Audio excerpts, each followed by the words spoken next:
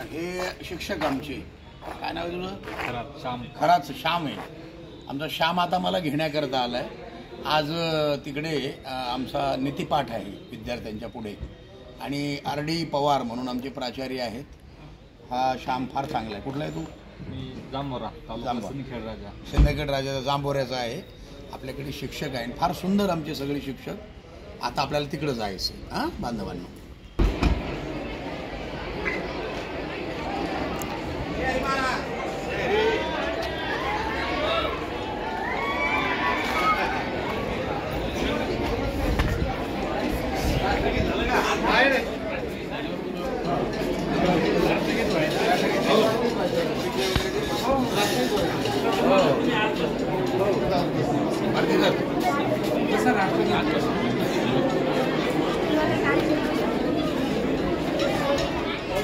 हे प्राचार्यांचा कक्ष आहे.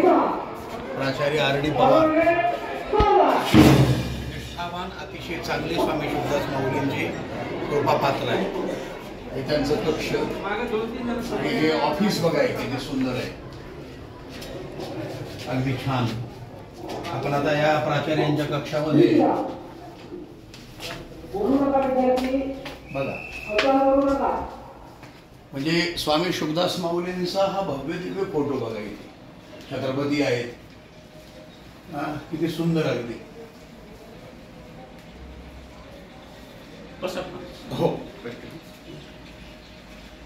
हे बघा, हे सगळं बघा. या किती प्रसन्न वाटतं बघा. इथे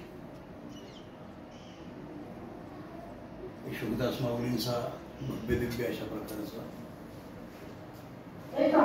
फोटो आहे इथे.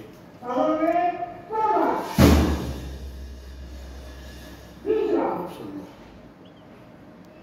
तिकडे बघा सगळा कक्ष.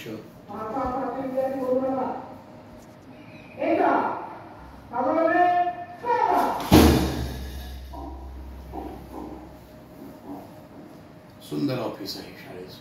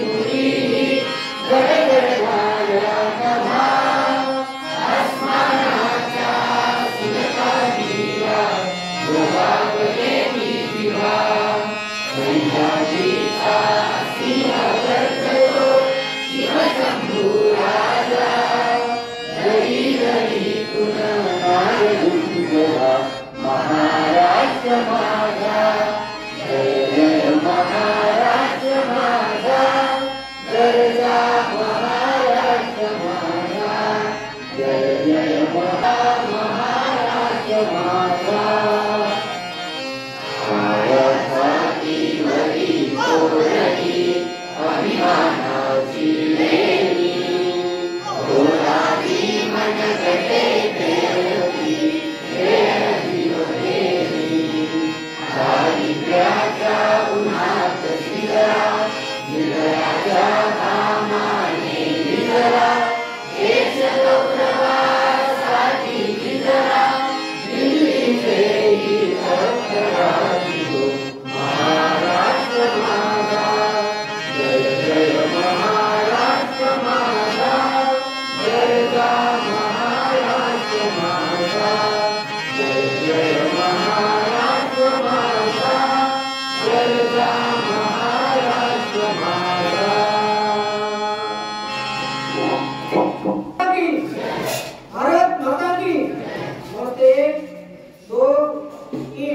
सामने सर. भारत माझा देश आहे. भारत माझा देश आहे. सारे भारतीय माझे बांधव आहे. माझे बांधव आहे. माझ्या देशावर माझे प्रेम आहे. माझे प्रेम आहे. माझ्या देशातल्या समृद्ध आणि विविधतेने नटलेल्या परंपरांचा मला अभिमान आहे. त्या परंपरांचा आई होण्याची बात होता. माझ्या अंगी यावी म्हणून मी सदैव प्रयत्न करीन. मी माझ्या पालकांचा, गुरुजनांचा आणि वडीलधाऱ्या माणसांचा मान ठेवीन आणि प्रत्येकाशी सौजन्याने वागेन. माझा देश आणि माझे देशबांधव यांच्याशी निष्ठा राखण्याची मी प्रतिज्ञा करीत आहे. त्यांचे कल्याण आणि त्यांची समृद्धी यातच माझे सौख्य सामोरे आहे. जय हिंद, जय भारत. Yes, sir. Okay. वेळे सावला हात जोडून बसा. छातीचा कणा ताठ आणि मान सरळ. आपली रांग एकदम सरळ असली पाहिजे. हालचाल करू नका. आणि प्रार्थना नीट मोठ्याने जोरात म्हणायचे. सोबत म्हणा.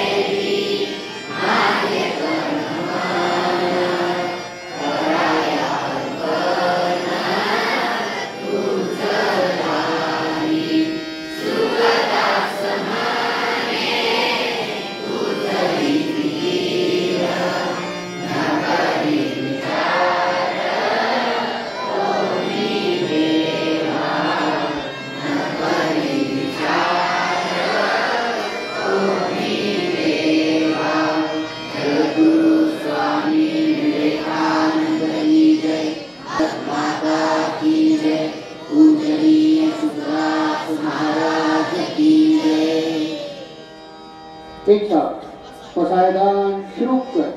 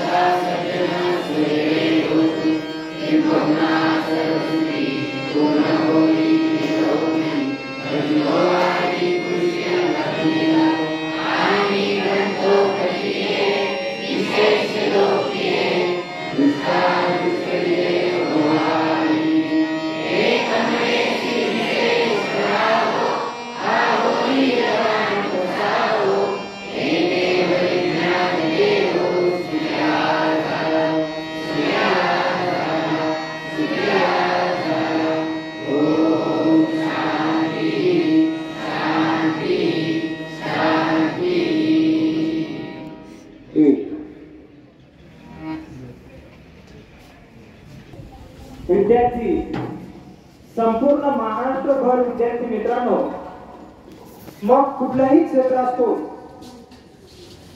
सामाजिक, सांस्कृतिक, धार्मिक, राजकीय कुठलाही क्षेत्र असतो, विद्यार्थी मित्रांनो, आपल्या विद्या मंदिराचे विद्यार्थी संपूर्ण महाराष्ट्रभर प्रबोधनाचं कार्य, लोकसेवेचं कार्य, समाज सेवेचं कार्य करीत आहेत. आज असा योग जुळून आला आहे विद्यार्थी मित्रांनो, की आपल्या शाळेचे विद्यार्थी, आपल्या विशेष म्हणजे वसतिगृहाचे विद्यार्थी संपूर्ण महाराष्ट्रभर रामायण, भागवत, त्याचबरोबर महाराष्ट्रातील ख्यातनाम अशा प्रकारचे कीर्तनकार, प्रवचनकार, व्याख्याते, शिवशंभू चरित्रकार अशा प्रकारचा नावलौकिक ज्यांचा आहे ते आज आपल्या विवेकानंद विद्या मंदिर व कनिष्ठ महाविद्यालयामध्ये आपल्याला मार्गदर्शन करण्यासाठी आलेले आहेत. मी सन्माननीय हरिभक्त पारायण गजानन दादा शास्त्री महाराज व विवेकानंद आश्रमाचे उपाध्यक्ष आदरणीय अशोक भाऊ थोराते यांना सगळे आमंत्रित व्यासपीठावर आमंत्रित करतो की आपण व्यासपीठावर यावं. विद्यार्थी मित्रांनो,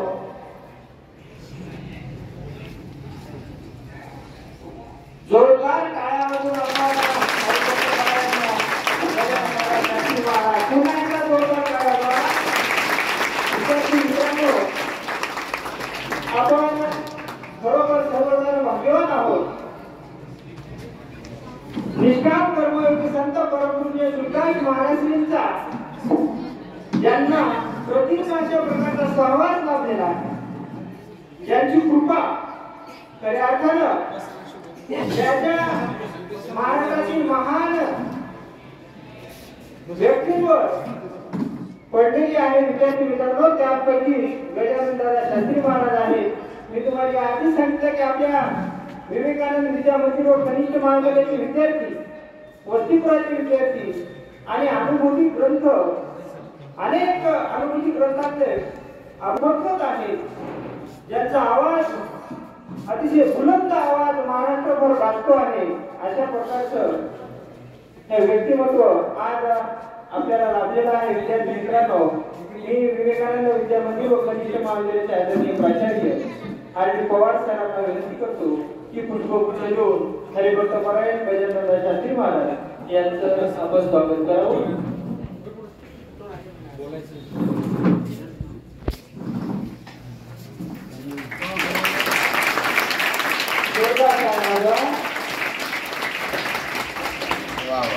सोबतच विवेकानंद आश्रमाचे उपाध्यक्ष आदरणीय अशोक भाऊ थोराते यांचं स्वागत आदरणीय भारती सरांना मी विनंती करतो की अशोक भाऊ थोराते यांचं आपण स्वागत करावं.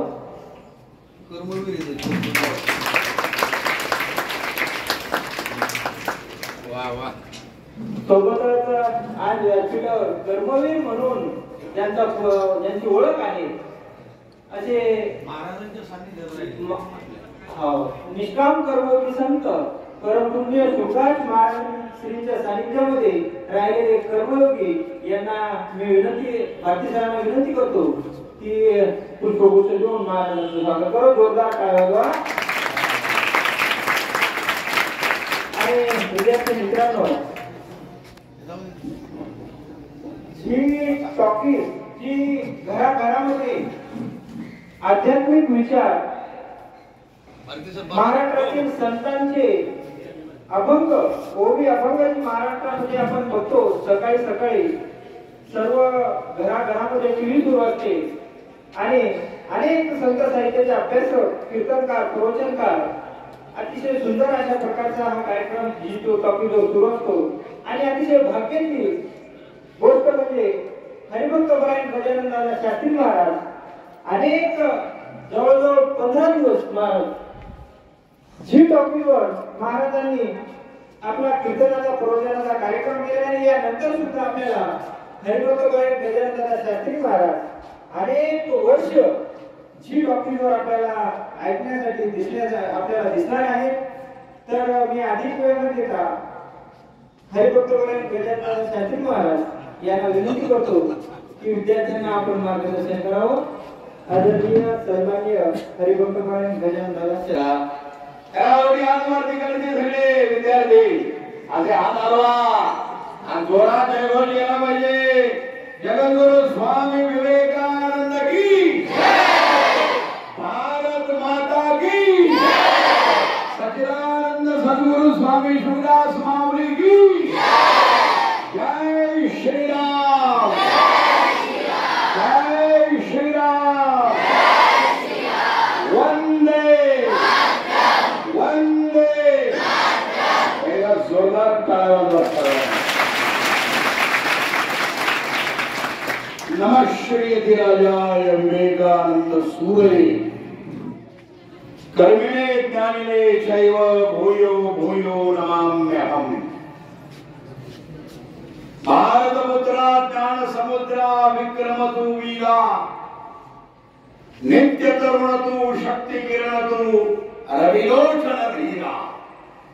हे चिरस्मरणा विश्वभूषणा तुलना तुलना ही मानवतेच्या धर्मदीपका उजळ दिशा नाही. स्वामी विवेकानंद नरेंद्र शरण तुझ्या पायी मानवतेच्या धर्मदीपका उजळ दिशा नाही. मानवतेच्या सद्धर्मदीपकाला विश्ववरेण्य श्रीमंत स्वामी विवेकानंदांच्या चरणी दोन्ही हात वर करून टाळ्यांचा प्रचंड कडकडाट. 11 सप्टेंबर 1893 ला शिकागोच्या सर्वधर्म परिषदेमध्ये ज्या अंगावर भगवी कफनी घातलेल्या आणि डोक्यावर भगवा फेटा धारण केलेल्या एका तेजपुंज यती सम्राट हिंदू संन्याशानं 2 शब्दामध्ये आत्मचरित्र जिंकलं होतं. ते 2 शब्द होते sisters and brothers of America. तर 7,000 लोकांनी तुम्ही जसे दोन्ही हात वर करून टाळ्या वाजवल्या त्या काळामध्ये प्रचंड टाळ्यांचा कडकडाट केला होता. अशा स्वामी विवेकानंदांच्या चरणी खाली वाकून एकदा साष्टांग प्रणिपात करा. करा नमस्कार. खाली वाका. जरा इको कमी करा. जरा घुमायला लागले आणि जरा बोर्ड आवाज वाढवा. आणि बिल्डिंग मध्ये बिल्डिंग इको आहे आपली. आपण ज्या महात्म्याच्या ज्या संतांच्या सानिध्यात आहोत हे साधारण होता ते सच्चिदानंद सद्गुरु स्वामी शुकदास माऊली यांनी असं अनुभूती ग्रंथामध्ये लिहून ठेवले गुरु की मी माझ्याकरिता कुठे काय केले सर्व हे चालले सर्वांसाठी. करून करून थकुनिया जातो तिथेच पडतो रात्रभर. सेवेसाठी तर समर्पित झालो केव्हाच संपलो व्यक्तिगत. शुकदास म्हणे अंग कपड्यात भाकर पोटात असो नसो. मी आपल्या प्राचार्यांच्या ऑफिस मध्ये ज्या वेळेला गेलो ना पुरो हे तिकडे बोलणार मागते सावधानमध्ये बघा. त्यावेळेला मला भला मोठा स्वामी शुकदास माऊलींचा उभा फोटो दिसला. माझ्या हृदयाला बरं वाटलं. माझा परिचय देताना मी ज्याला प्रेमानं ज्ञानू म्हणतो आमचा डॉक्टर ज्ञानेश्वर अतिशय हुशार अतिशय सुंदर लिखाण करणारा. एकदा आपल्या गाडी सरांकरता जोरदार टाळ्या वाजवा. भारती सर बसलेले आहेत. फार सुंदर कविता लिहितात. त्यांच्याकरता एकदा जोरदार टाळ्या वाजवा. आणि प्राचार्य कसा असावा म्हणजे मुळात शिक्षकच कसा असावा याची आचारसंहिता आहे. शी म्हणजे शिस्त, क्ष म्हणजे क्षमता आणि क म्हणजे कर्तव्य. या 3 गुणांची सूत्री ज्याच्यामध्ये आहे तो शिक्षक. आणि प्राचार्य शब्दाचा अर्थ आहे प्रगतः आचार्य इति प्राचार्य. या ठिकाणी माझा विद्यार्थी म्हणून परिचय दिला ज्ञानून. लगेच विद्यार्थी म्हटलं खाली राहताना काढू माय कोणी बाबा आमचे विद्यार्थी जेव्हा आहे आता नका बोलू बरं कारण मी गोल्ड मेडल पहिलवान माणूस आहे. मी नुसतं अंगावर जरी पडलो तर खाली चिपडून नाही तरी का. म्हणून लक्षात ठेवा, या ठिकाणी हरिभक्तीपरायण निवृत्तीनाथ शास्त्री येवले महाराज होते, शिक्षक होते. हरिभक्तीपरायण विष्णू शास्त्री थोटे महाराज थोटे शास्त्री होते, येवले शास्त्री होते. मला वाटतं थोटे शास्त्रींचा मुलगाही झाला आहे का कुठे रे बाबा, काय नाव आहे मंगेश? संस्कृत शिकवतो ना. संस्कृत मध्ये बरोबर 22 उपसर्ग आहे. हा टाळीवाला मंगेश करला 22 उपसर्ग आहे. व्याकरण शिकणारे पोरं संस्कृत मध्ये तुम्ही फक्त मुवाचा बोटावर कांड्यावर इतका फास्ट म्हणतो मी ते. प्र परा अप सम अनु आव निस निर दुस दुर वि आंग मी आधी अति प्रति परे उप एते प्रादय असे 22 उपसर्ग आहे. त्याच्यातला एक उपसर्ग प्र आहे आणि तो आचार्य शब्दाच्या पुढे लागला की प्राचार्य होतो. म्हणजे प्रगत आचार्य इति प्राचार्य, प्रगत अध्यापक इति प्राध्यापक. म्हणजे प्र लागला म्हणजे त्याची पॉवर वाढते. तसे पॉवरफुल प्राचार्य, पण प्राचार्य असूनही अतिशय विनम्र, प्रेमळ, हसतमुख अशा आपल्या आरडी पवार सरांकरता जोरदार टाळी वाजवा. कारण मी पवार आहे तर मी पवारच आहे. आलं लक्षात. आणि बाजूला माझ्या उजव्या बाजूला बसलेत आमचे अशोक भाऊ. तुम्ही नेहमी त्यांना कामामध्ये बघत असता. अतिशय गोड व्यक्तिमत्व आणि विशेष म्हणजे बाकी त्यांचे पद वगैरे जाऊ द्या, ते स्वामी शोभदास माऊलींचे बंधू आहेत. शब्दबीजा पोटी फळे रसाळ गोमटी. जिथं मायबापांची शुद्धता असते तिथं संतांच्या कुळामध्ये जन्म व्हायला लय मोठं भाग्य लागतं. पुरो एकदा आमच्या अशोक भोगरता जोरदार टाळा वाजवा. माझ्या डाव्या बाजूला कर्मवीर बसलेले आहेत. बाजूला कंबरगेट नावाचं गाव आहे. तिथले ते दिनकरराव धोंडगे पण त्याचं नाव कर्मवीर पडले. हे कर्मवीर भोरा पडल्या सारखे दिसतात पा दिसतात म्हणून कर्मवीर. ते यासाठी की ते शुभदास माऊलींच्या त्या काळामध्ये ज्या प्रार्थना व्हायच्या त्या प्रार्थनेला ते उपस्थित असायचे शनिवारच्या. आणि मी काही काळ परमपूजनीय आमची मालवणी माऊली, मालवणी सर म्हणून ज्यांना तुम्ही ओळखता, ते प्राचार्य होते. त्या काळामध्ये आम्ही विद्यार्थी होतो आणि त्यांच्याच काळात मी आश्रमाचा ट्रस्टी होतो, विश्वस्त होतो. आणि मी शाळा तपासायला यायचो कधी कधी. मला शुभदास माऊली पाडवली हुकी आली असे वर्ग तपासायला बाहेरून फिरायचो. तर त्यावेळेला फार सुंदर मराठी शिकवणारे आपले करोडदे सर होते, बाकी सर करोडदे सर. त्याच्यानंतर एक गव्हाळे सर होते, ते ज्ञानेश्वरीच्या ओव्या फार चांगल्या शिकवायचे. मी आज टीव्हीवर गेलो, सगळ्या चॅनलवर जातो, जगभर दिसतो. माझ्या पुढे किती लोक असू द्या, कोणी असू द्या, पंतप्रधान असू द्या तर मुख्यमंत्री असू द्या, मी अजिबात घाबरत नाही, लटकट होत नाही, माझं काळीज धडधड करत नाही. कारण मला स्वामी शुकदास माऊलींनी पाठीवर थाप मारली होती आणि सांगितलं होतं कुठेही जरी गेले तरी तुम्हाला कोणीही हरवू शकत नाही. तुम्हाला दगडी आपलं तरी काही होत नाही त्यांचे.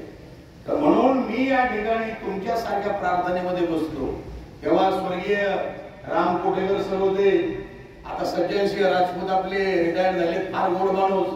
तुम्हाला ते महाराष्ट्र गीत वगैरे जसे आपले गाडे सर तुम्हाला शिकवतात ना त्या पद्धतीनं. इथं आमचे सांबापुरे सर आहेत, जुने आमचे दिगंबर मिसाळ सर आहेत, भरपूर सगळे शिक्षक मंडळी.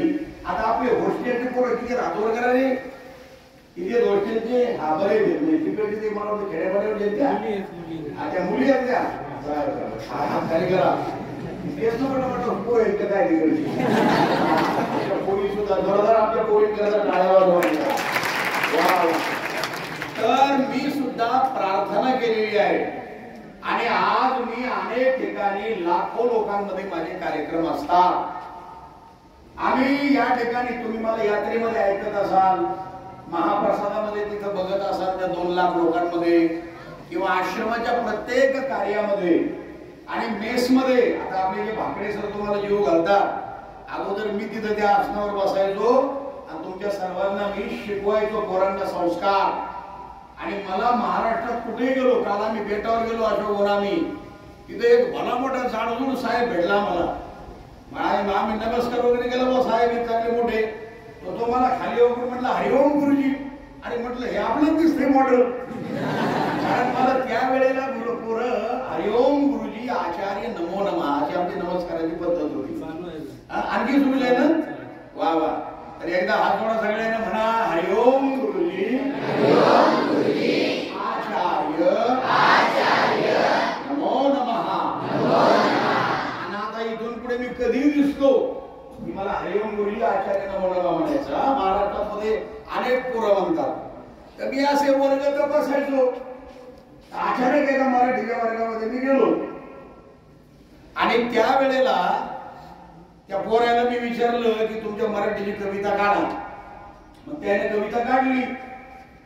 ते म्हणले आम्हाला हीच कविता पाठ होत नाही, इतकी अवघड आहे.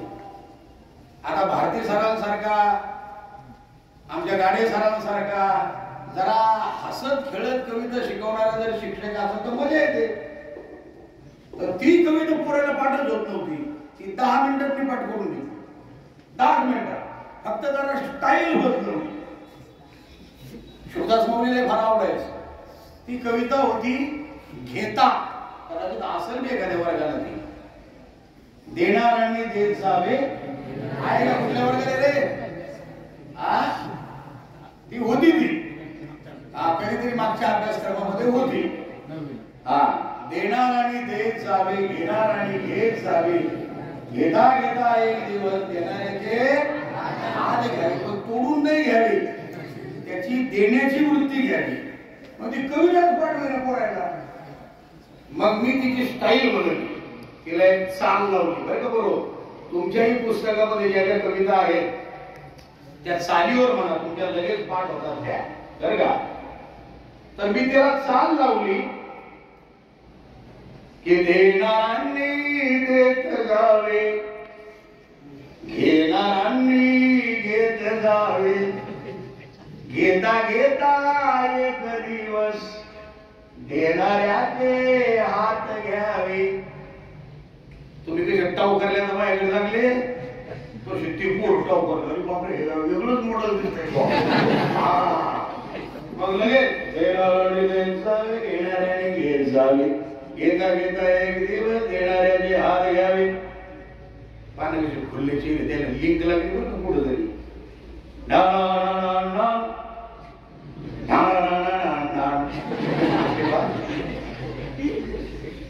त्याला कळलं ते तुमच्या नाही वेळ लागेल, ते तुम्ही आता जुनी लोक आहेत ना.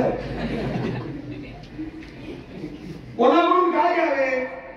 अरे हिरव्या पिवळ्या माळावरून हिरवी पिवळी शाल घ्यावी, सह्याद्रीच्या गड्याकडून छातीसाठी डाल घ्यावे, वेड्या पिशा ढगाकडून वेडे पिशे आकार घ्यावे, रक्तामधल्या प्रश्नासाठी पृथ्वीकडून होकार घ्यावे. त्यावेळी ही पाठ झाली कविता मला ती. अरे उसळलेल्या दर्याकडून पिसाळलेली आयार घ्यावी, अन भरलेल्या अशा भीमेकडून माझ्या तुकोबाची माळ घ्यावी, तुकोबाची माळ घ्यावी, तुकोबाची माळ घ्यावी.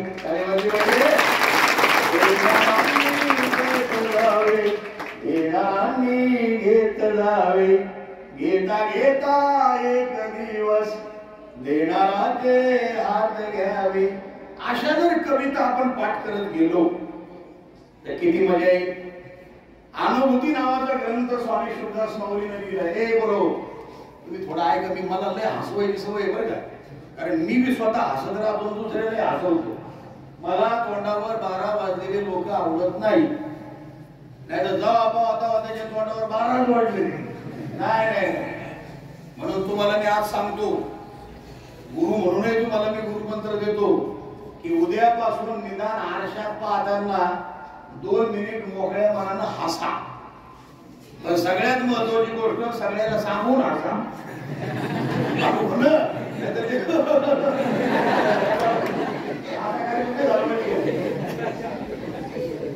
हो नाही, एका गावात मी हसायचं सांगितलं, एक मग हरिराजच्या 2:30 वाजता उठली.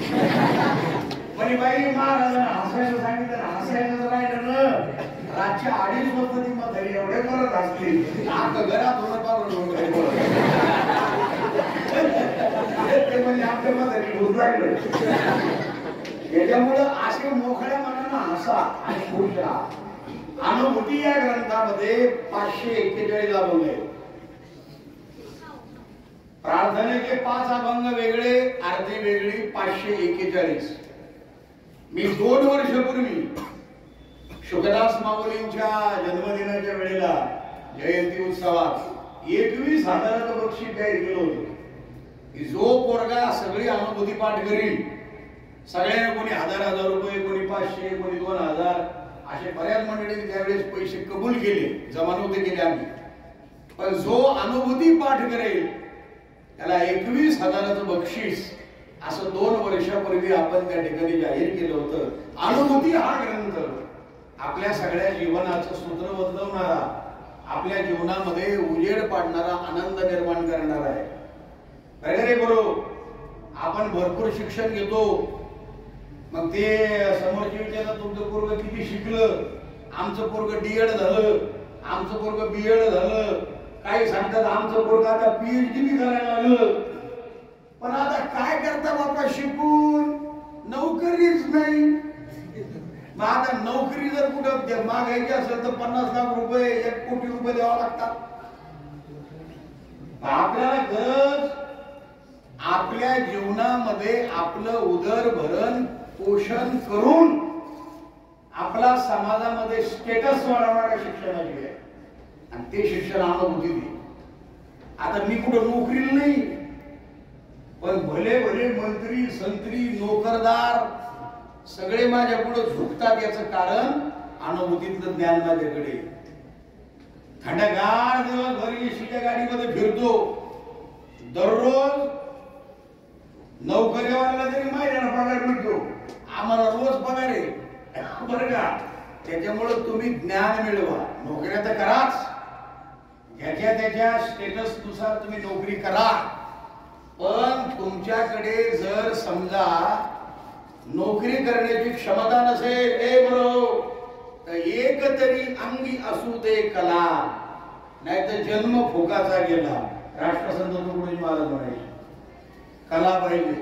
माझ्या अंगात बोलण्याची कला आहे, कीर्तनाची कला आहे, भाषणाची कला आहे. इथं आपण वक्तृत्व स्पर्धा घेतो. आता 28 तारखेला वक्तृत्व स्पर्धा आहे.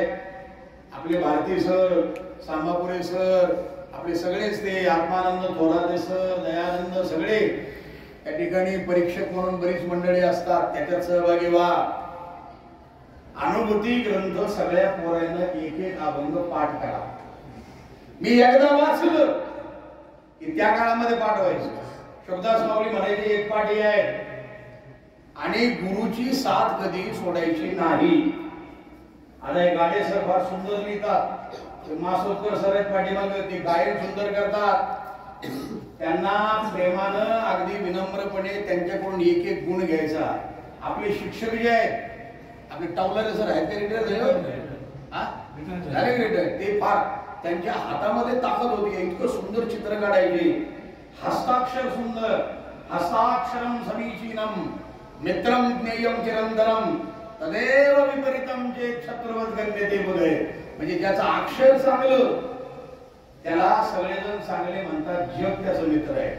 आणि जर मांजरीचे पाय कुत्र्याला, उंदराचे पाय मांजरीला असे अक्षर खिडबीड असेल ना, ते पत्र आलं त्यानं दिलं होतं, ते म्हणे वाचून दाखव. अरे मग तुझी मला मोहत नाही वाटता येत कधी, इतकं तर त्याचं काय काय अक्षर होतं. अक्षर चांगलं पाहिजे आपलं. शुकदास माऊलीचं अक्षर बघा मोत्यासारखंच. तर ज्या शिक्षकामध्ये जो गुण असेल तो गुण आपण घ्यायचा. इकडे पोरी बसल्या आहेत आमच्या, दूरवरून येतात, तुम्ही खेड्यातून येता.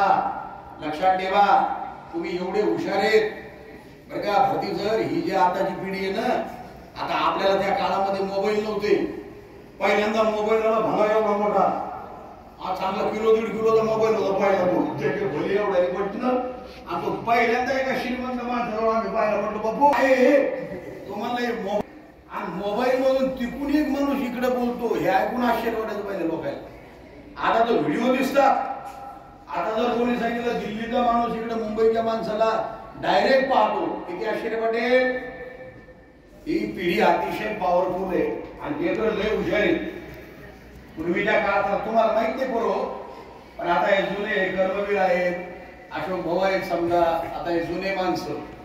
पूर्वीच्या काळामध्ये जर गुरुजीनं पोराला मारलं शाळेमध्ये कुठलं चांगलं धरून, आणि ते पोरग जर बापाला सांगायला गेलं की मला गुरुजीनं मारलं, तर त्याचा बाप त्याला डबल हाणायचा आणि त्याच्या कानाला धरून गुरुजीकडे आणायचं. गुरुजी अहो ह्या पोराला एवढं मारा, याच्या फक्त हट्ट्याशी लग्न इतकं हाणा, पण याला शिक्षणातून आणि संस्कारातून वाया जाऊ देऊ नका.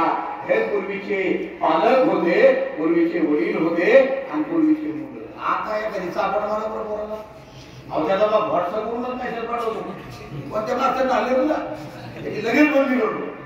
अवघड काम झालं. बरं लेकरं बी लय खतरनाक जाते. पूर्वीच्या काळात जर गुरुजी समोर येतात, आताही आमचे मालकाने जर आम्हाला दिसले, हा मानगाड्यांना होते काही जुने लोक, एक सन्मान मनामध्ये निर्माण असतो. गुरुजी समोर येताना दिसले की पोरं पळायची पूर्वीच्या काळात. आता उलट झालंय, आता काटे बायली मास्तर बोलतात. अहो लय डेंजरस हे काय विचारते त्याच्या नेमध्ये.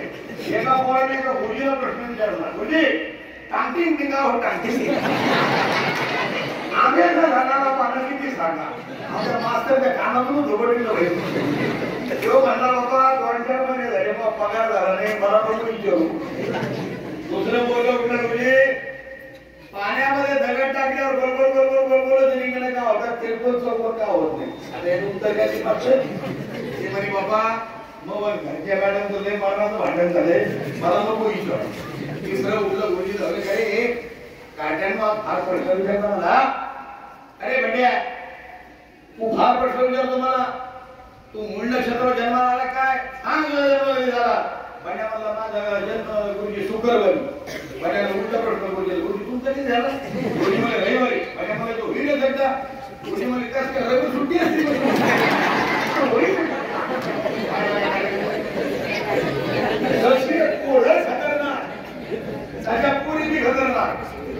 एक गुरुजी एका पुरीच्या घरी चहा पेली. इथे आपले गुरुजी सांगले बघा, एक गुरुजी एका पुरीच्या घरी चहा पेली. शेवटचं फोडीचे होते ते गुरुजी त्या पुरीला म्हणजे हा हा हा बेटा एवढा चांगला चहा तुम्ही आपल्या जिंदगीत नाही पिलो. काय चहा सुंदर झालं. ती पोरगी हळूच म्हणे गुरुजी तरी दुधात पान पडली होती म्हणून सांगा. भाडा भाडा मोठं होतं ते. सोडा पुरीचं सोडा. आमच्या म्हाताऱ्यातले गदर नाही घ्यायचे. एक म्हातारी पण नरगुला गेली आणि फॉरेनची बाई होती, एसटीत बसलेली. तिने त्या दिंडीचा फोटो काढला मोबाईल मध्ये, एवढा फोटो चांगला आला. त्या फोटोकडे पाहून तिकडची बाई म्हणली oh my God wonderful wonderful. की आमची म्हातारी म्हणजे आले पांढऱ्या बायचे वंडरफुल वंडरफुल.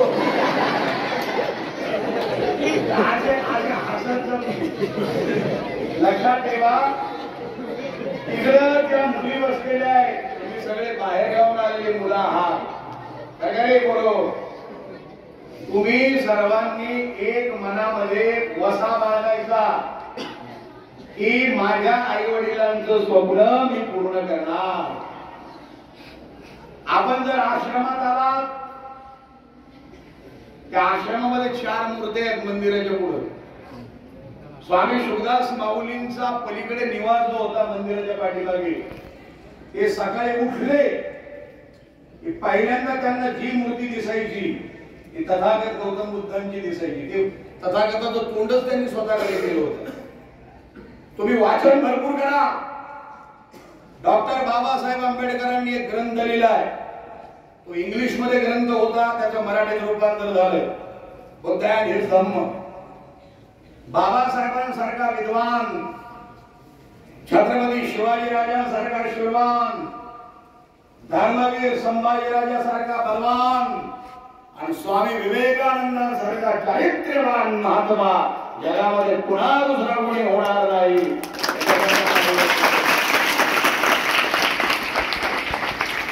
बाबासाहेबांनी ग्रंथ लिहिला बुद्ध आणि धम्म. तो ग्रंथ तर एवढा पॉवरफुल आहे. पण तुम्हाला अभ्यास सांगू का बाबासाहेबांचा? बाबासाहेब आंबेडकर या वेळेला एक ग्रंथ बघाबरोबर हातात घेऊन बसले तर त्यांचा एक जीव घालणारा जो आचार्य होता त्याला जेवणाचं ताट आणलं, हे बरोबर आहे का, आणि टेबलवर ठेवलं. बाबासाहेबांनी भला मोठा जाडजूड ग्रंथ हाती घेतला होता. पहिले 2 पानं वाचून झाले आणि त्या आचार्यानं सांगितलं, बाबा जेवणाचं ताट टेबलवर ठेवलंय, जेवण करून घ्या. रात्रीचे 8 वाजले होते. बाबासाहेब पुस्तक वाचायला बसले होते. बाबासाहेबांनी सांगितलं ते ताट तसं राहू दे, तू निघून जा. त्याची ड्युटी संपली. दुसऱ्या दिवशी 8 वाजता तो आचार्य ज्या वेळेला ड्युटीवर आला त्यावेळेला समोरचं दृश्य पाहून आश्चर्यचकित झाला. बाबासाहेब रात्री जसे बसले होते खुर्चीत तसेच होते. जेवणाचं ताट रात्री त्यानं जसं ठेवलं तसंच होतं. हातामध्ये जो जाडजूड ग्रंथ होता बाबासाहेबांच्या त्याच्यात फरक होता. रात्री 8 वाजता 2 पानं पहिले वाचायला उलटले होते आणि सकाळी 8 वाजता शेवटचे 2 पानं वाचायचे राहिले. म्हणजे 12 तास अखंड योगाच्या एकाग्रतेने त्यांनी ग्रंथ वाचला. तर ती आचार्य आल्यावर ती एकदम आश्चर्यचकित झाला. ती पाहून हे जेवले नाही. आचार्यानं त्यावेळेला पटकन म्हटलं, बाबा तुम्ही जेवले नाही? कसं एखादा समाधीतून झोपेतून जागा व्हा माणूस तसे गपकन बाबासाहेब असे भानावर आले आणि त्याला पटकन म्हणाले, अरे तू आणखी गेला नाहीस? तू आणखी गेला नाहीस? कळलं का तुम्हाला? नसेल कळलं तर मग पुन्हा तुमच्याकडे आणायचे जरा. म्हणजे 12 तास बाबासाहेबांना रात्रीचे 8 वाजलेले. 12 तासाचा गॅप एका क्षणासारखा वाटला. याला म्हणायचा अभ्यास. त्यांनी बुद्धांनी धम्म या ग्रंथाच्या अगोदर धम्मपद नावाचा ग्रंथ आहे, त्याच्यामध्ये 194 क्रमांकाची गाथा आहे पाली भाषेमध्ये. ज्ञानी भाषा बोलून बोलत तरी बरोबर. तिथं बाजार कोण गोरवाटी कोण पडेल आणि मग आजवर गेले कोण. मी एका ताट्यात गेलो कीर्तनाला, ते भले यायला समोरून बरं का सगळे झाले ना. ते किती मोठा माणूस झाला तर आले तरी बोलतात. मला ती याडी म्हणे ती मध्ये मला होते रे खाली. म्हटलं बापू अवघडच का? काही भाषेत कीर्तन केलं. येड काही फायदो गजलो पाणी पिळू लागत छ, येडकणा आणि येड पाणी पिळू लागत छ, येड काही भरोसा ते म्हणजे आपला तसं पाली भाषेमध्ये 194 क्रमांकाची गाथा आहे. सुखो बुद्धान मुक्पादो. एक गाथाच ती बाबासाहेबांनी त्या पुस्तकाच्या प्रारंभी प्रस्तावनेच लिहिली. सुखो बुद्धान मुक्पादो, सुखो सद्धम्म देशना, सुखो संघस्य सामग्री, समज्ञानम यथा तपो. बुद्ध हे सुखकारकच आहे. किंबहुना ज्यांच्या जवळ गेल्यानंतर बरं वाटतं ते बुद्ध पुरुष, हे सत्पुरुष. सुखो संघस्य सामग्री. बुद्धाची धम्मदेशना सुखकारक आहे. जे विवेकानंदांनी तो विचार दिलाय बरं बरोबर. आणि ते आपण नेमकं विसरलो. आपला कार्यक्रम काय का आगे तो का नाही क्या लाया तो कुछ भी नाही असा कार्यक्रम. ते 2 बैरे होते ते, एक तिकून आलं आणि एक इकून गेलं. तर या बैऱ्यानं त्या बैऱ्याला विचारलं, का दुकानात गेले का? तर ते दुसऱ्या बैऱ्या म्हणे नाही दुकानात गेलो होतो. हे बैर म्हणे असं असं असं. मला वाटलं दुकानात गेलो आहे का मेळ कोणाचं काही असं अवमेळ झालेलं आहे. लक्षात ठेवा. आणि लोकांना लागली भोगताची सवय. आता मी एवढं जर बाहेर बोलायचं असेल तर माझा कार्यक्रम लय मोठा असतो. पण इथं आता तुम्हाला फुकटच आहे ना. इथं वाकडे कोणी बसणार, कोणी मांड्या घालवणार. एक जण बसल्या बसल्या असं मांडी हलवू लागलं. म्हटलं मग मांडी कोण हलवतो? तो म्हणलं मी नाही हलवत, तीच हलती. म्हणजे जे बसल्या बसल्या मांड्या हलवतात असे वाकडे तिकडे होतात असं समजायचं. ते अस्वस्थ आहे, त्याचं डोकं जागेवर नाही.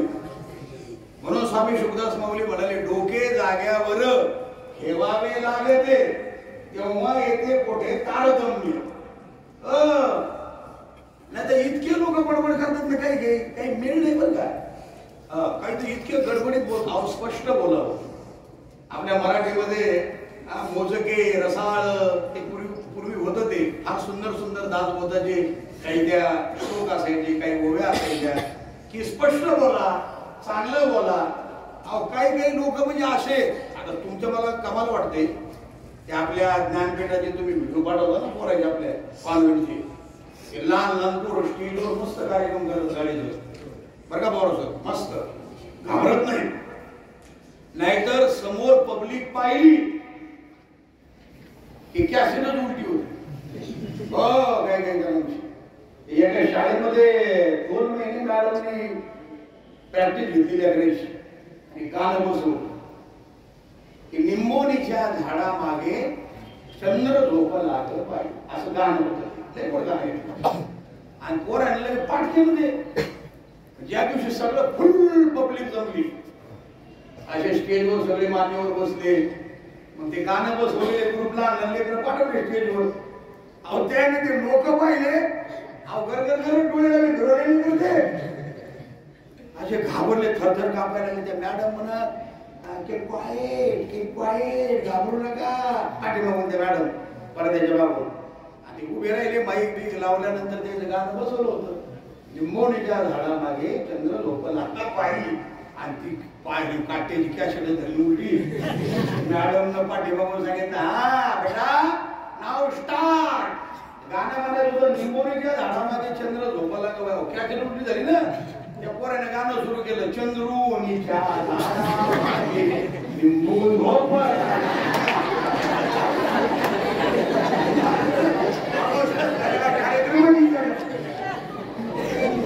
काय झालं तुम्हाला असं होते. त्याच्यामुळे तुम्ही पुन्हा बात टाकले आलं लक्षात. ते मी काही काळ आता या मंडळीला माहित आहे, माझ्या माग पोलीस असेल बरोबर बरोबर. ते आपले SP साहेब होते, तर आईली येते डॉक्टर दिलीप पाटील भुजबळ साहेब. तर पूर्वी खेड्यामध्ये जर पोलीस आला ना, लय झाले घाबरायचे. पोलीस म्हणले की लोक दरवाजे बंद करायचे. तसं एका गावात पोलीस आला आणि त्या पोलिसांना त्या माणसाला विचारलं बा तू कोण आहे, तो होता पिपळगावचा शिपी. आपण ती घाबरलं ते त्याची कॅसेट उलटी झाली. तो म्हणला साहेब मी शिपळगावचा पिपी. घाबरत नाही. बरं काही काही लोकांनी एवढी फास्ट बोलायची सवय आहे त्यामुळे ते एक जण गेलो होतं आंघोळीला नदीवर आणि त्याच्या पाठीमागला कुत्र, त्यानं धोतर खांद्यावर घेतलं, नदीच्या काठाला ते पळालं. त्याला हे सांगायचं होतं दुसऱ्याला की बाबा मी नदीवर आंघोळीला गेलो, माझ्या पाठीमागं कुत्रं लागलं, मी धोतर खांद्यावर घेतलं, नदीच्या काठाला पळालो. इतकं गडबडीत बोलत तरी कॅसेटच उडली जाईल. अहो मला काय सांगतो, मी नदीवर आंघोळीला गेलो, माझ्या पाठीमागं कुत्रं लागलं, मी नदी खांद्यावर घेतली,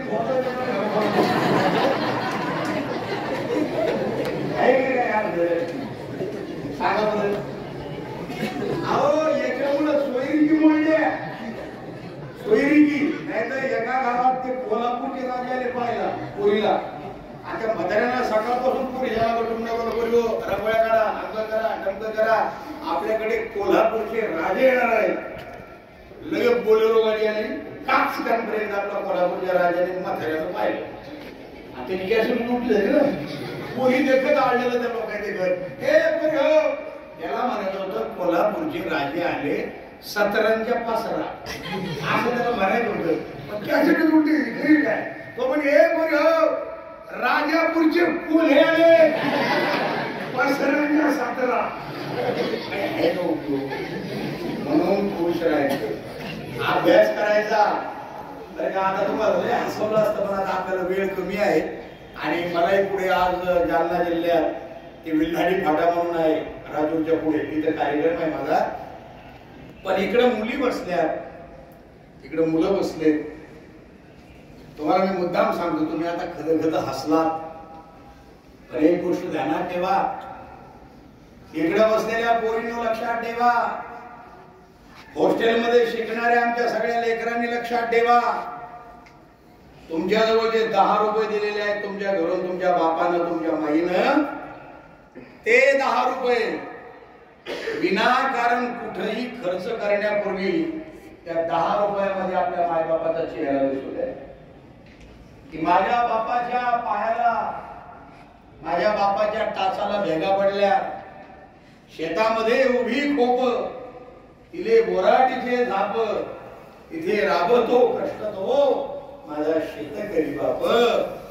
माझ्या बापानं हॉस्टेलचे पैसे भरलेत, घरी पैसे नव्हते, माझ्या मायबापाला झोप येत नव्हती. माझं लेकरू हिवरा आश्रमच्या शाळेत टाकायचंय, त्याला राहणं चांगलं आलं पाहिजे, त्याला शिक्षण चांगलं आलं पाहिजे. माझी आई रात्री 12-1 वाजता उठून बाबाला म्हणायची, अहो माझ्या गळ्यामध्ये फक्त ह्या 2 पळ्या सोन्याच्या मंगळसूत्राच्या उरल्या, तुम्ही एवढं घ्या, मी काळी पोत नुसती गळ्यात घालील, तुम्ही एखाद्या सावकाराकडे जा, व्याजानं पैसे काढा. पण आपला बाळ हिवरा आश्रमच्या शाळेत शिकतोय, आपली ताई हिवरा आश्रमच्या शाळेत जाते, तिला फी भरायची आहे, तिला कपडे घ्यायचे, हे व्याजानं पैसे काढा, पण लेकराला कमी पडू देऊ नका. तुम्ही तुमच्या आईला आठवा. तुम्ही आता दिवाळी करून आलात, तुम्ही तुमच्या माईच्या पायावर किती वेळा डोकं ठेवलं मला माहिती नाही बाळांनो, पण बाळा जेवण कर रे, पुरणाची पोळी खा, फराळ खा, फटाके फोडू नको जास्त, तुझे हात भाजतील. आणि तुला आता हिवऱ्याला जायचंय, मग लेकरू जाणार, माझं बाळ जाणार.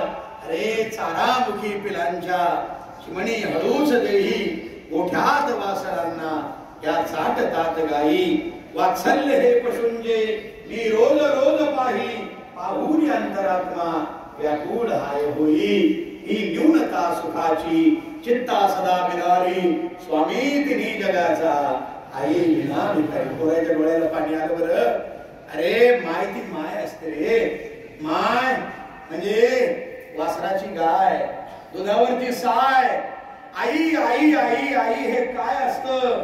घरातल्या घरात गजबजलेलं एक गाव असतं, आई एक नाव असतं. घरात असते तेव्हा काही वाटत नाही, पण निघून जाते ना आई बाळांनो, तेव्हा पाण्यावर येतात गाई. आई वासराची गाय असते, लंगड्याचा पाय असते, दुधावरची साय असते. आई असते जन्माची शिदोरी, जी सरतही नाही, उडतही नाही.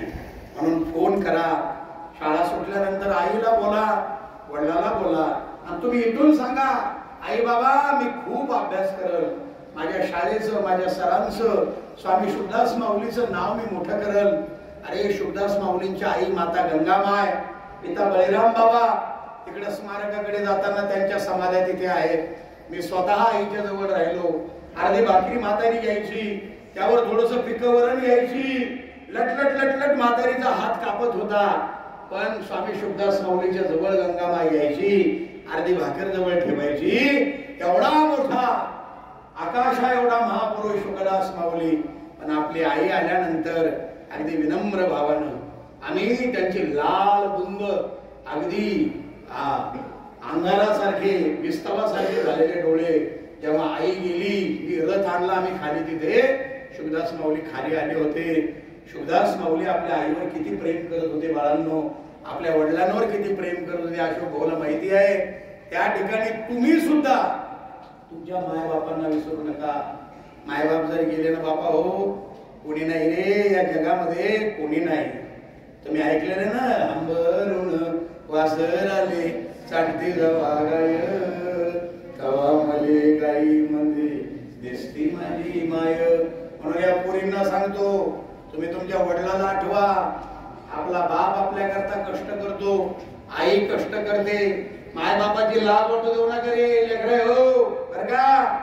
त्याला एक पोरग एका माणसानं शाळेत घातलं, कर्ज काढून शिकवलं, पायात फाटक्या चपला आल्या त्या माणसाच्या, अंगठा तुटला होता, दोरीनं बांधला होता, मळकट धोतर होतं, डोक्यावरची टोपी फाटलेली होती, पोरगा जीन्सची पॅन्ट घालू लागला, अँड्रॉइड मोबाईल वापरू लागला, आणि अतिशय चांगल्या पद्धतीनं मग गुटखा तर खाऊ लागला, पान खाऊ लागला, तंबाखू खाऊ लागला, दोस्ताच्या सोबत हिंडू लागला, मोटरसायकलवर मोकार इकडे तिकडे फिरू लागला, आणि मी खूप अभ्यास करतो असं खोटं माय बापाला दाखवू लागला. एक दिवस आईनं सांगितलं, आपली गाय व्यालेली आहे, कवळं दूध आहे, माझ्या लेकराला तो कॉलेजमध्ये शिकतोय घेऊन जा. बापानं एका शिकारीच्या डब्यामध्ये, एका जर्मलच्या डब्यात ते घेतलं, ते खीर, तो खिरूस जो आहे तो घेतला, आणि बाप असा गेटच्या बाहेर आला, लटलट कापत होता. हा पोरगा दोस्तामध्ये होता.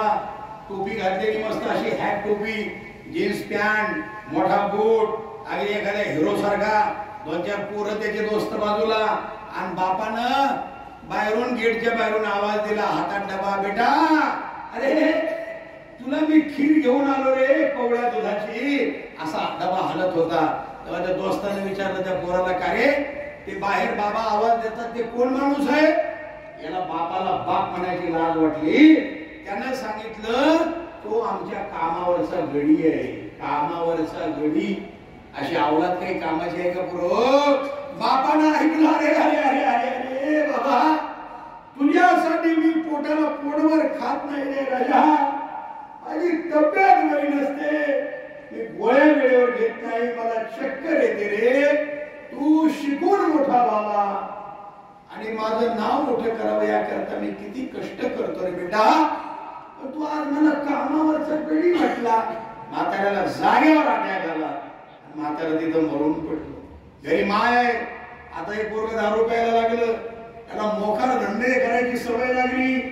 आणि मग घरी गेल्यानंतर घरी आई आहे, त्यानं विचार केला बाप तर मेला, तो आईला म्हटला मला घर इकायचंय आणि मला पैसे पाहिजेत, पैसे उडवायचेत मला. त्यावेळेला त्याची माय म्हटली, बाळा हे शेवटी तुझंच आहे, पण मी घर विकू देणार नाही. मग जी माय घर विकू देणार नाही तिला जिवंत कशाला ठेवायचं? रात्री झोपला, दारू पिऊन आला, झोपलेली माय होती. अरे सुंदर भाजी भाकरी पुरणपोळी केली माईनं, रात्री त्या पोराला जेवू घातलं, पण हा राक्षस होता.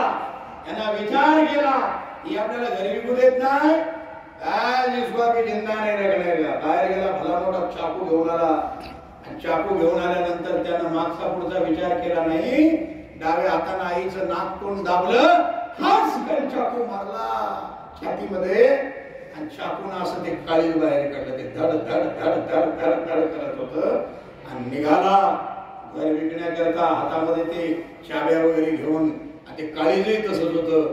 दंतकथा आहे, त्याला खेच लागली, धाडकन खाली पडला, काळीज लांब जाऊन पडला आईस. पण त्या आईच्या काळजातून आवाज आला, बेटा अरे तुला लागलं तर नाही ना रे बाळा, तुला लागलं तर नाही ना.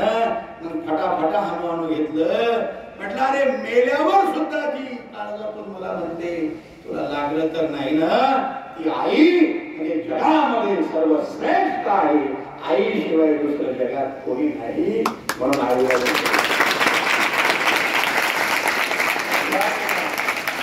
म्हणून बाळांनो मी असाच अधूनमधून तुमच्याकडे येत जाईल. तुम्ही चांगला अभ्यास करा. इकडच्या पोरीला मी सांगतो माय बापाची काळजी घ्या, आई वडिलांना विसरू नका. आणि आपली आई म्हणजे आपली शाळा असते. आम्ही विद्यार्थी त्या शाळेचे, मला अभिमान वाटतो विद्यार्थी म्हणून घ्यायला. मला बाहेर कोणी माझे पाय का धुवून पूजा करत असेल, पण ही आई आमची, ही शाळा म्हणजे आमची आई. बरं इथं जे शिक्षक होते शिकवणारे, पण खरं शिक्षण स्वामी शुभदास माऊलीने दिलं. मी शुभदास माऊलीच्या जवळ राहिलो. म्हणून छत्रपती शिवाजी राजांसारखं हे माझ्या अंगावर जे भगव आहे ना, एवढं काही स्टाईल म्हणून घालत नाही, याच्यामध्ये ताकद आहे. लक्षात ठेवा, कशासाठी? आया बहिणीचं रक्षण करण्या आणो रायतेच ह्या राज, हाती तलवार भगवा झेंडा, घोड्यावर शुभा राज, स्त्रिया त्याशाल करील दूर, एकच जिद्द उरी, आणि माझा राजा ग शुभा राजा ग बसलय घोड्यावरी. असे भगव आहे छत्रपती शिवाजी राजांचे.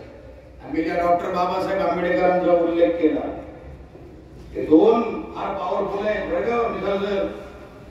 रायगडावर शिवरायांचा राज्याभिषेक झाला, दलितांनी दलितांचा राजा महाडी घोषित केला. असे नरमणी वीर जन्मले दोन्ही वीर बहात्तर, एक त्या रायगडावर एक 14 तळ्यावर. काळीवरती म्हणून शुभदास माऊली काय दूरदृष्टी होती आपल्या महाराजांची. शिवरायांच्या हातामध्ये तलवार भवानी हो, त्याच भवानी परी भीमाच्या हाती लेखणी होती. अरे निनादले दोघांच्या पायी भारत भूचे डोंगर, एक त्या रायगडावर एक चौदार तळ्यावर. शिवरायांनी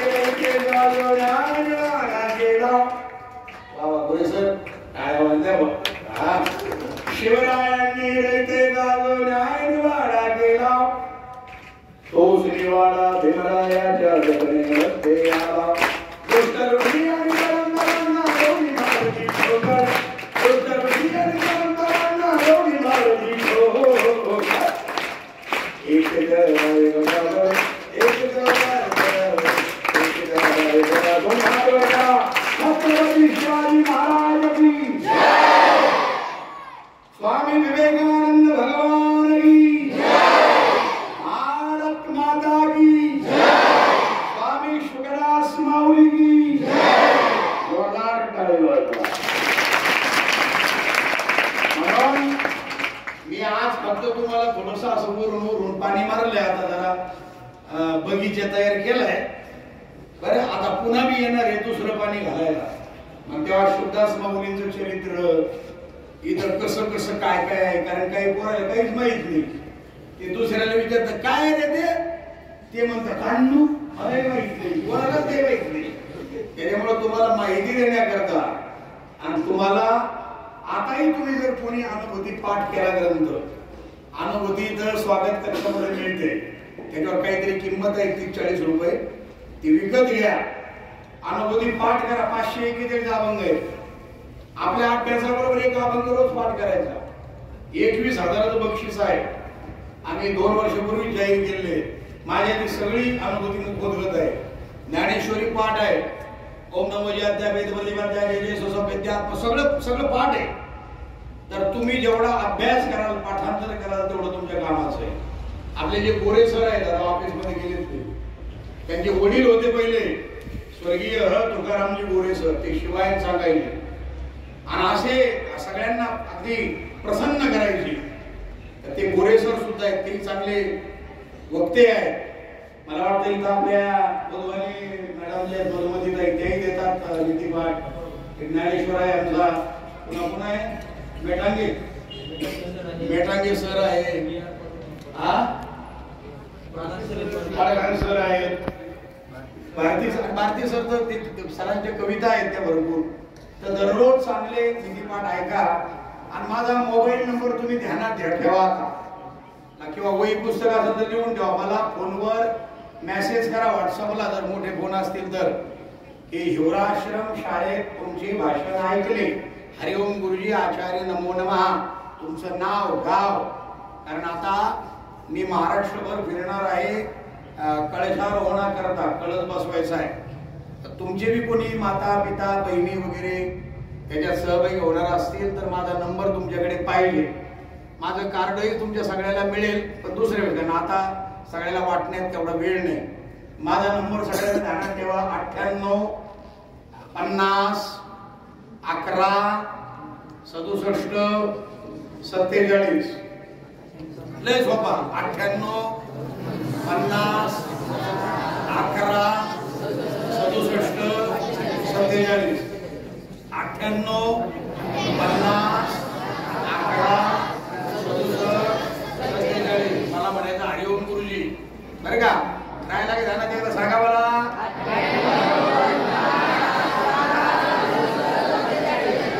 जोरदार टाळ्या तुमच्याकडे. कोण म्हणतात हुशार नाही, वा रे वा. आणि मला फोन जरूर करा, पण दिवसा करा. नाही एकानं 3 वाजता फोन केला मला, म्हटलं काय काय नाही म्हणतो, तुमचा आवाज ऐकला होता बरं का. तुम्हाला खूप आशीर्वाद आहे, तुम्हाला खूप धन्यवाद आहे बेटा. आता आज योगायोगानं आमचे अशोक भाऊ यांनी आग्रह केला, गोरे सर होते त्यांनी सांगितलं, पवार सर तर आपले घरचेच माणसं आहेत. तर सर्वांनी आता दुसऱ्या वेळेसही जेव्हा या ठिकाणी संस्कार वर्ग घेईल तेव्हा खूप गोष्टी खूप हसवणार आहे. आणि अनुभूती घ्या. आणि माझ्या नंबरवर सर्वांनी मला मेसेज पाठवा, कॉल करा. आपल्या सर्वांना मी खूप आशीर्वाद देतो. अंतरंग आज फुलले फुलले मन विसावले आपोआप. कारण तुम्ही युट्यूबला लाईव्ह दिसता बरं का सगळेजण आता सध्या, हे लाईव्ह चॅनल चालू आहे आमचं. अंतरंग आज फुलले फुलले मन विसावले आपोआप. हृदय गाभारी प्रकाश भागला अंग संचलला हर्षवायू. कालचे स्मशान स्वर्गापरी झाले लोक हे दिसले देवतुल्य. शुकदास म्हणे भावपूर्ण स्थिती सांगण्या पडती शब्दवणे. एकदा दोन्ही हात वर करा, जोरदार टाळी वाजवा.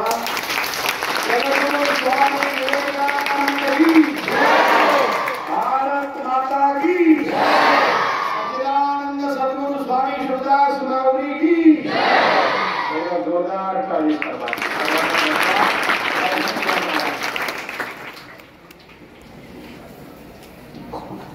काय करू मी या संतांचे वर्णन, ब्रह्माची सगुण साकारले. जगातील सारा भेद मिटविल्या, आले पटविल्या ब्रह्म ऐक्य. शुभदास म्हणे वेळोवेळी येती, याची ते करती काम पूर्ण. विद्यार्थी मित्रांनो, संतांचं महात्म्य, संतांचा विचार, संतांचा सहवास, अध्यात्म काय ताकद असते हे काही मिनिटापासून तुम्ही ऐकत आहात. जवळजवळ एक तासभर हरिभक्त परायण गजानन दादा शास्त्री महाराज अतिशय सुंदर अशा प्रकारचं वक्तृत्व, मंत्रमुक्त करणारं वक्तृत्व, अतिशय विनोदी शैली आणि विद्यार्थी मित्रांनो प्रचंड स्मरणशक्ती असणारे हरिभक्त परायण गजानन शास्त्री महाराज या आजच्या त्यांनी जे काही मार्गदर्शन केलं, मनोबल व्यक्त केलं, विद्यार्थी मित्रांनो मी त्यांचे आभार मानणार नाही. कारण गजानन दादा शास्त्री महाराज हे आपलेच घरचेच आहेत, पाहुणे आहेत आपले. आणि म्हणून मी विवेकानंद आश्रम व विवेकानंद विद्या मंदिर व कनिष्ठ महाविद्यालयाच्या वतीनं ऋणामध्ये राहू इच्छितो. विद्यार्थी मित्रांनो, यानंतरही अशाच प्रकारचं मार्गदर्शन, अतिशय सुंदर अशा प्रकारचे संस्कार गजानन दादा शास्त्री महाराज यांनी अतिशय विनोदी शैलीच्या माध्यमातून आणि गंभीर